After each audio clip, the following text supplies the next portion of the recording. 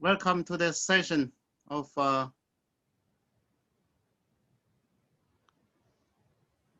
this NGDS Award presentation. I'm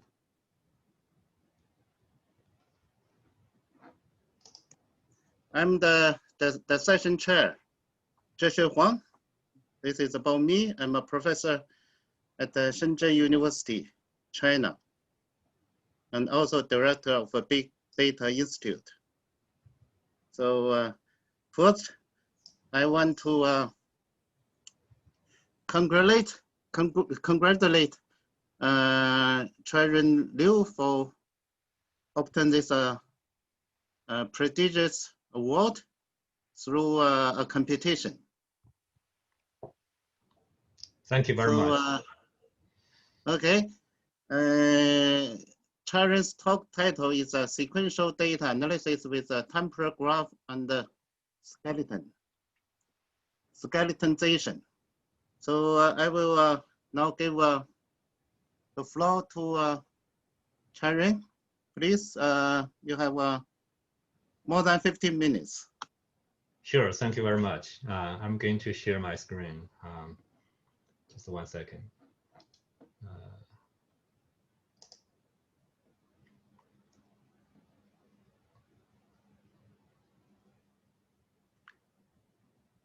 Screen 1, okay. From the beginning.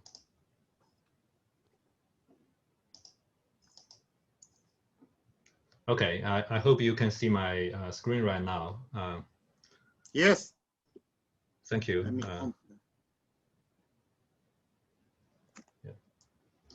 Thank you very much, Dr. Huang. Thank you for organizing this. First of all, I want to say that I'm really honored to receive this award. And I'm looking forward to making more contributions in the future to our community, and especially to the DSAA conferences in the future years. Thank you again. So for my talk,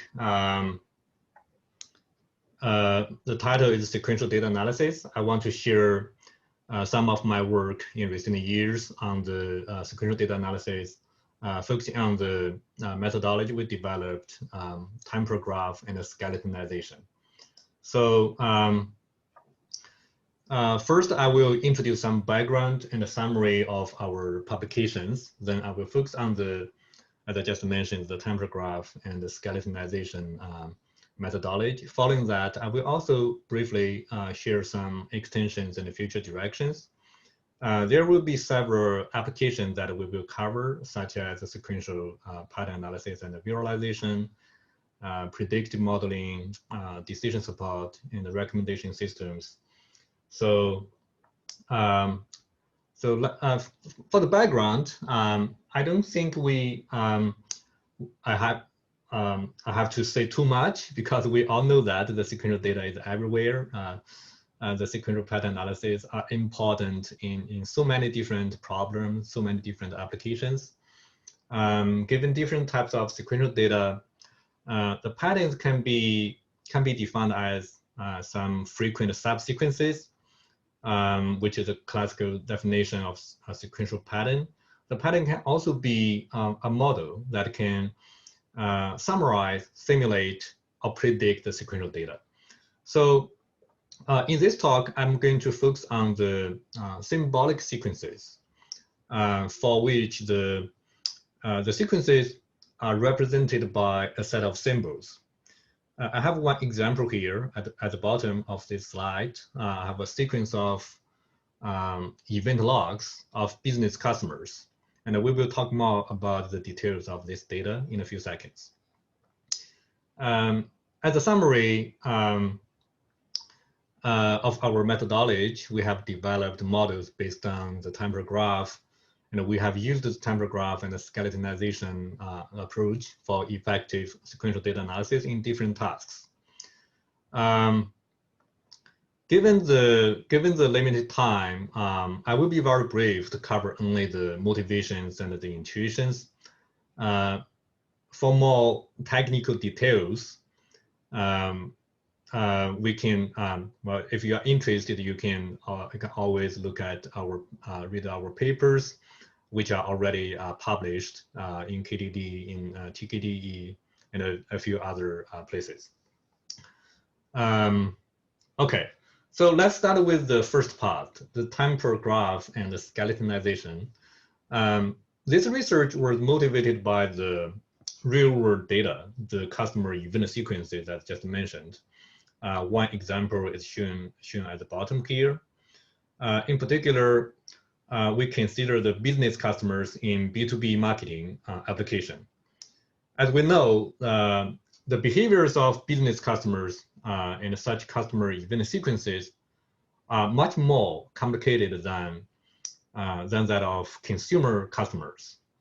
As consumers, for instance, you and me, if we buy something online, we are consumers. I'm sure we all buy a lot of things online, especially this year, right? We cannot travel freely, easily, so we rely on online shopping for most of the days. But when we make online shopping decisions, usually as a consumer, we may spend a couple of hours at the most to make the purchase decision. If we buy something really expensive for personal use, like a smartphone, a laptop, we may spend 2 days, maybe 1 week, right? Sometime to figure out which model we want to buy, something like that. We make some effort, but not that complicated. However, in the business environment, the business customers often follow very complicated decision-making process. It may take several months, if not a year, several months for business customers to make the purchase decision. And during this process, they follow very complicated process, very complicated decision-making, procedures. They collect the information, they analyze the information, they make sure the business purchase is a long-term investment. So on the other hand, the marketers in this environment want to identify important factors in the decision process of their customers. So the marketers can design some strategies to reduce the customer conversion cycle and increase the customer conversion ratio. So that's the application motivating us to develop this research. Basically, we want to identify the frequent patterns in the customer event sequences like this. However, it's not easy. It's not easy to find the typical purchase patterns from the customer event sequences. The challenge is caused by the number of unique raw customer events. The raw customer events here. If the number of that is huge, the sequential pattern mining, such as identifying the frequent subsequences, is very difficult. We have examples in the paper to show this exactly. The challenge is actually well known in the literature as the curse of cardinality. So to address this challenge, our idea is to define the pattern at a higher level, where the patterns can be more concise and meaningful. For example, in this case, the patterns can be defined with buying stages shown at the top. We have 4 stages, and each stage can have many raw events that share similar meanings. So our task in the following will be identifying those kind of states and use them to help with the sequential pattern analysis. Here I have a simple example to demonstrate the process. In this example, we have 4 symbolic event sequences. You can imagine them as the event sequences for totally 4 customers, 1 line for 1 customer. And these sequences are represented by 15 symbols. The symbols can be considered as some kind of events in real world. If you try, you will realize it's very difficult to identify any significant patterns among the 15 symbols in the raw sequences. It's very difficult. There are no significant pattern actually.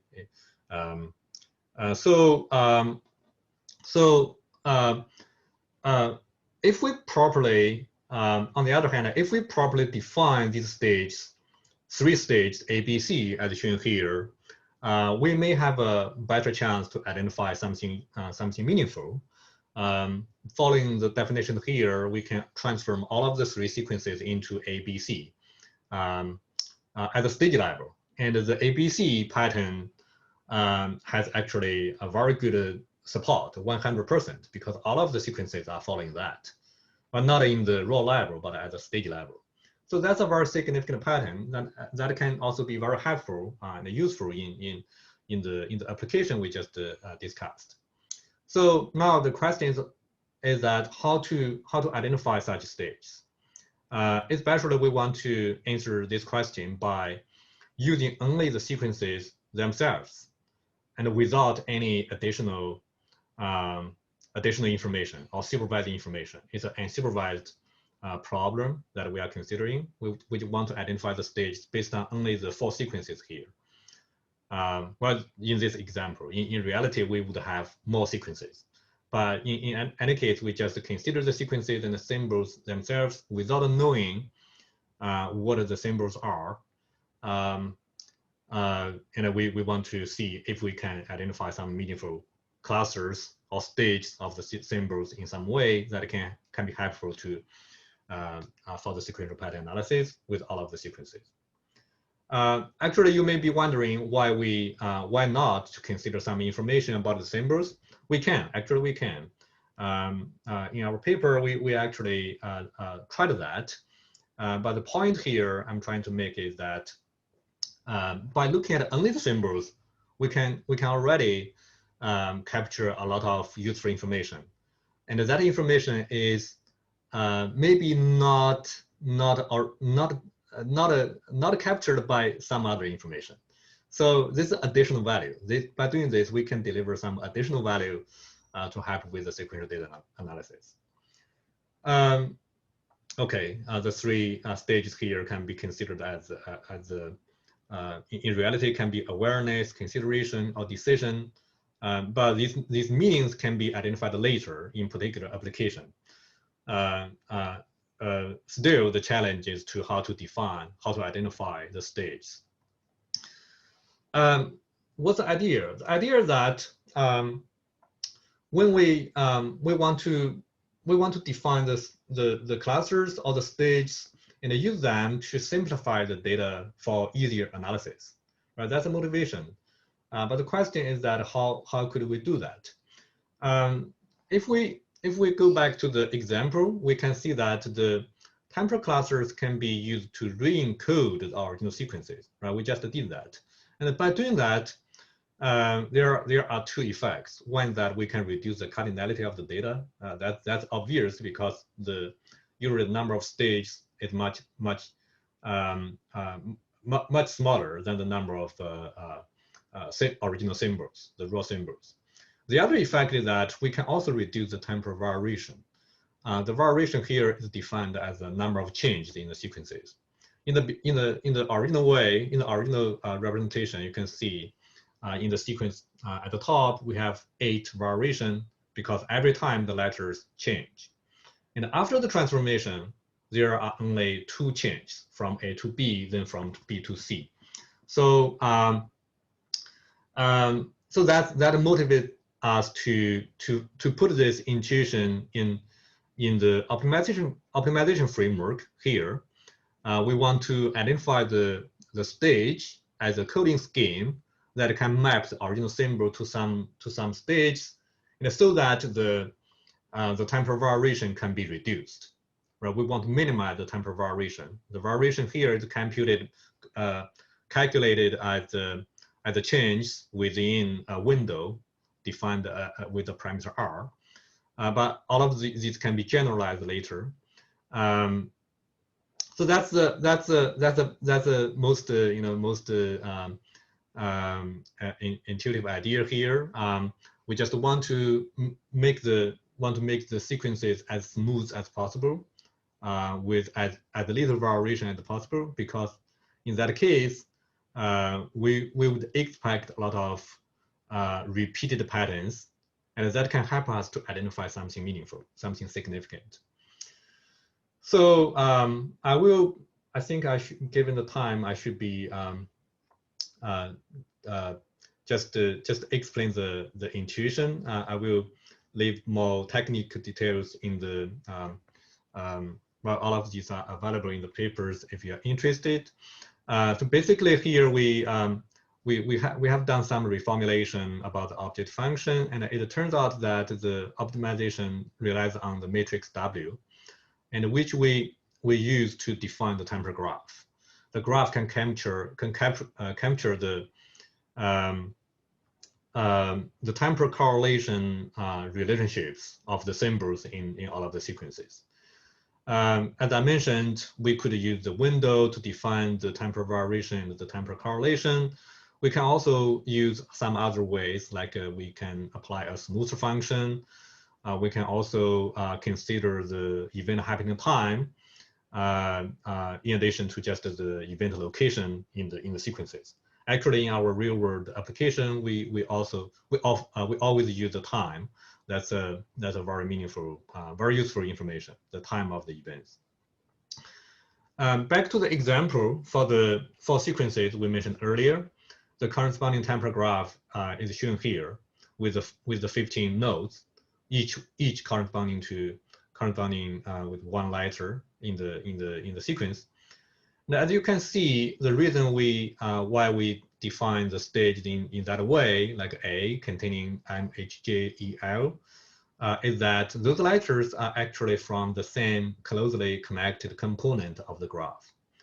So in other words, once we have the temporal graph, we can analyze the graph topology, so we can identify clusters or stages, and that way can guarantee that the variation of the sequences can be minimized, which will in turn help with the sequential data analysis. Okay. The optimization part is a standard graph-based optimization problem. The relaxed solution, instead of integers, we can compute the relaxed solution. That is exactly the eigenvector of the second smallest eigenvalue of the graph Laplacian. But in addition to that, we can also use more than one eigenvectors as the coordinate system to visualize the symbols and the clusters and the sequences. In the first example here, we tried the totally random sequences. As you can see in the random sequences, as expected, there's nothing interesting. And in the second case, we simulated the sequences with some predefined clusters, and our approach can effectively identify them, recover them. In the last case, we have tried the real-world customer event sequences, and the visualization shows that we have some dense regions, and these regions will be used in later to define the buying stage of the customers. So okay, we have tried this idea for multiple applications, including visualization, as we have just seen, and the sequential pattern mining, and sequence clustering. So here I just briefly want to share with you our results on for the application we mentioned in the beginning for identifying the buying path of the business customers. As you can see, we identified quite a few different buying stages. We used some additional information to label the stages. But as I mentioned, we didn't use that information to construct them.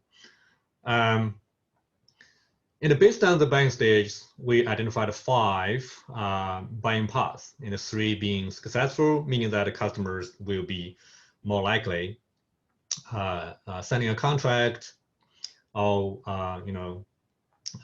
being converted to a real profitable customer. And we also have unsuccessful paths leading to the customers trying to unsubscribe from additional information, marketing efforts from the company we were working with. So in general, this can be useful for understanding the sequences and the customers in this particular application. But the idea, as I mentioned in the beginning, can be applied in other domains as well. So I think that's all I want to share for the technical part. In the following, I want to very briefly, maybe in 1 minute, to show you some extensions. We just covered this part. We have developed the temporal skeletonization approach for sequential data, visualization, and pattern mining. We also applied a related idea to for supervised learning tasks. We define the personalized temporal graph for each individual sequence. And then working on top of the a set of temporal graphs, we identify the phenotypes, which can be used to classify the sequences. The sequences here in this application are corresponding to the patients. We used the electronic health record data for precision medicine applications. We also tried a related idea in the recommendation scenario to recommend points of interest by considering the temporal interval between different customer events.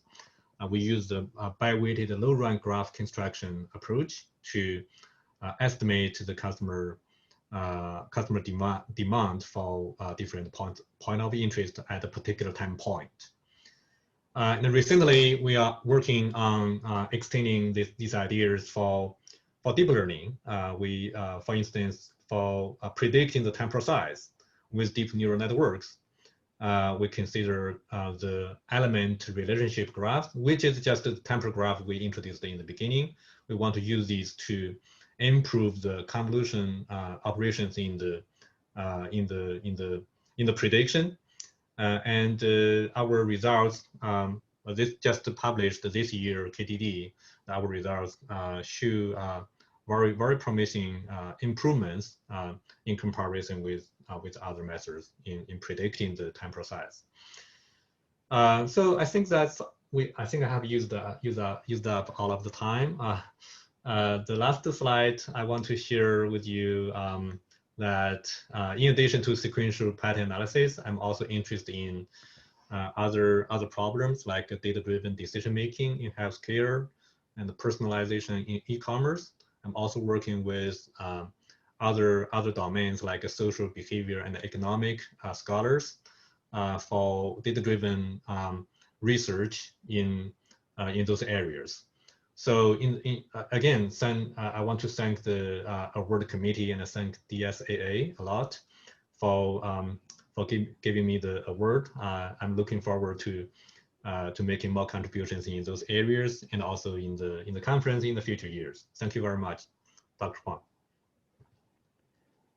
Okay, thank you for Dr. Liu for your excellent talk. Thank you. Since we use up our time, we can ask audience if anyone has 1 or 2 questions to ask Dr. Liu. Anyone?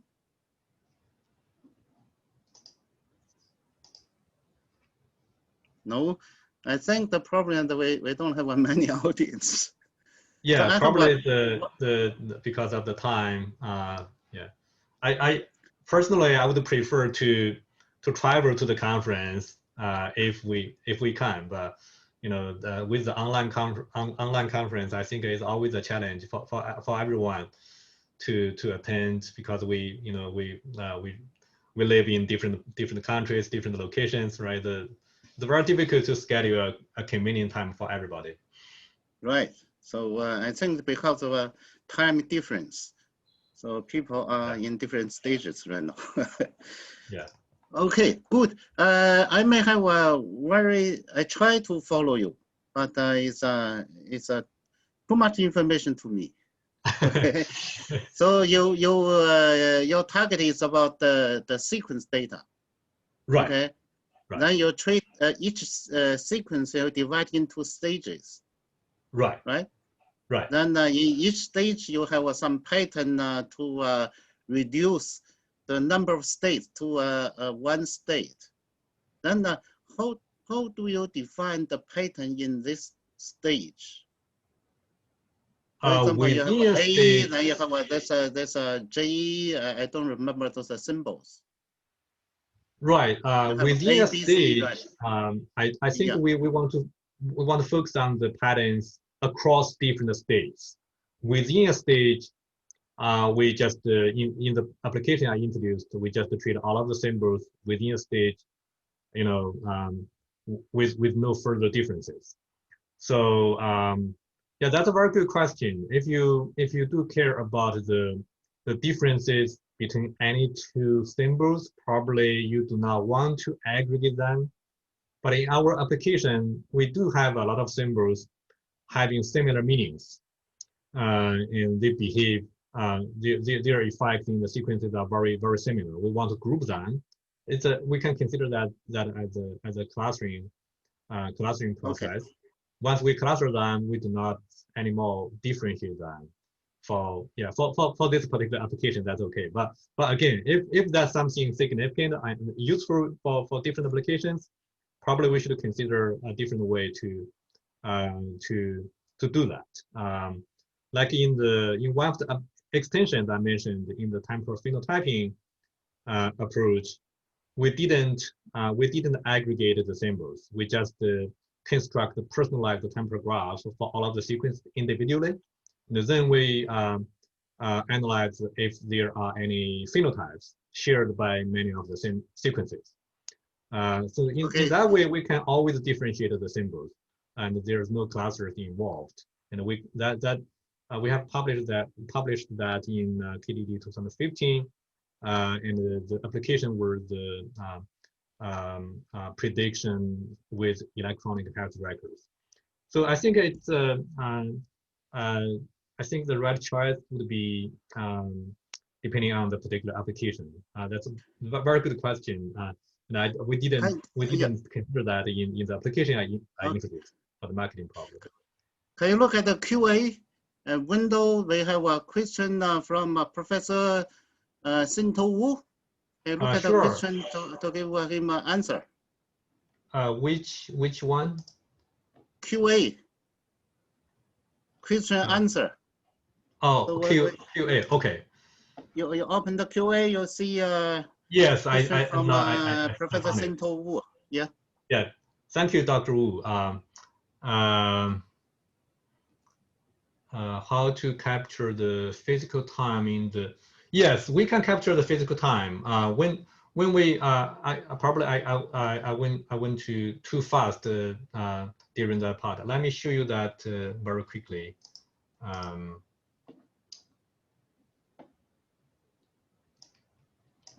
Yeah, I think I can share this.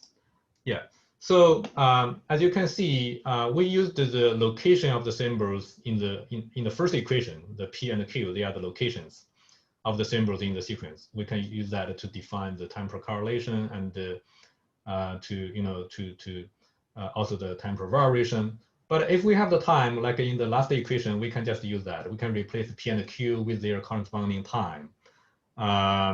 Yeah, actually, we used that in the result I shared. Like here, I'm not sure if you can see the slide about the binding path. In this result, actually we use the time, not the location. We use the location in the formulation just to help with the understanding. I think that's easier to understand. But technically, the difference is not that much. Just one change here that can be, in that way, the time, the physical time of the event can be utilized in the analysis. Dr. Wu, okay, thank you.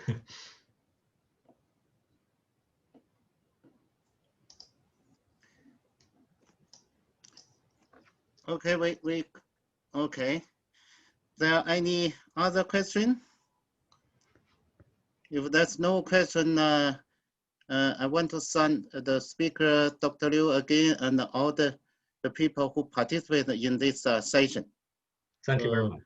In that case, then we close this session. So we take a little bit of long time. Okay, thank you all. Thank you. I'm looking forward to meeting you in the future. Yeah, sure. Okay. Then I will find a way to how you can get your certificate and the award, the Lawrence Okay. money. Okay. Thank you. Okay. Thank you. Good. Thank you all. Okay. Okay. Bye-bye. Bye-bye.